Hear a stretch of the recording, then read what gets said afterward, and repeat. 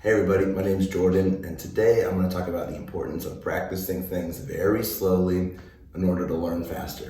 So many of my students will really rush into something, and I've done this before, and you see a whole passage of music and you try and practice like 12 bars at once, and you just can't retain it. Like no matter what you do, you can't remember it, or there's always parts that you struggle with. So my favorite way of practicing is called chunk practicing, where we break it down into the smallest sections possible. And so for one of my students is doing fur release right now, and there's one part that's really been plaguing her recently because she's trying to read the whole thing instead of breaking it down into pieces. Not the very that everyone knows, but in the middle of the piece there's some very challenging sections. So one of them sounds like this, and I'll play it a little slowly. This part. That part. So that is for a beginner student, that's like the first example of big arpeggios that they'd ever do. And so it's very challenging at first.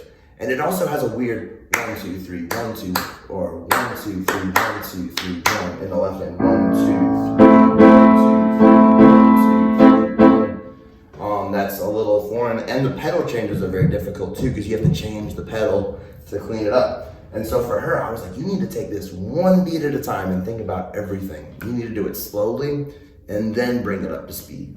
Or something like this can sound so bad if it's played poorly at a fast speed. So for the first part, instead of going and just making mistakes at a fast speed, we need to take it slow and go, think about what is my right hand doing? I'm playing thirds. Da, da, da. Okay, and then I'm moving up. What's that feel like? What's the lateral motion and the upwards motion? I actually call this the thumb over technique. A lot of us are used to the thumb under. My thumb is prepared to go before I even finish. And the pedal cleans that up for me. Thumb over. Alright, so that's my arpeggio. And then let's try that with the right hand. And my beats are on 1, 2, 3, 1. And I always like to end on the first beat of the next measure. 1, 2, 3, 1, 2, 3. Wait. 1, 2,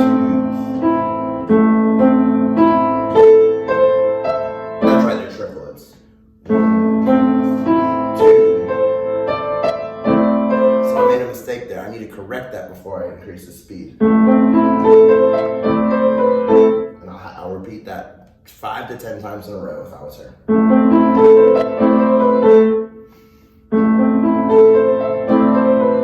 Practicing with the pedal changes. And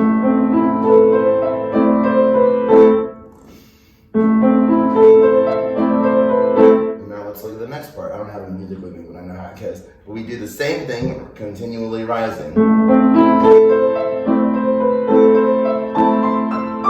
Whoops, I was adding too many beats.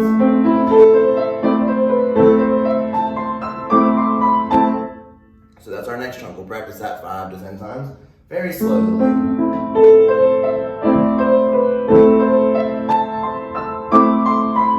We're not winning any races, but we're really having some effective practice thinking about how does this fit? Then I step down, go up, go up. Ooh. Goes it one more time. Finger 3 ends on the B flat. That's tricky for a lot of novices too. So if I play the whole thing slowly, 3, 1, 3, 1, 3, 1. Nice, that was much better. And so then we do that 5 to 10 times in a row, and then we can start bringing the speed up. So mine's not even super clean. I would have to spend some time.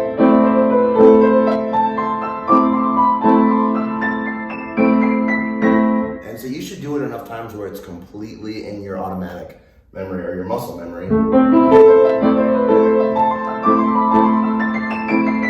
then we can start adding our phrasing and articulation, so making it grow. And so the more we play it, but the important thing is we need to play these things so slowly at first if we want to really learn them and retain them. So you can just go. And do that a number of times. But if you guys are like me and struggle to retain things, I hope this video was helpful for you. Sometimes it is so important to practice it slowly and break it down into very small and manageable pieces.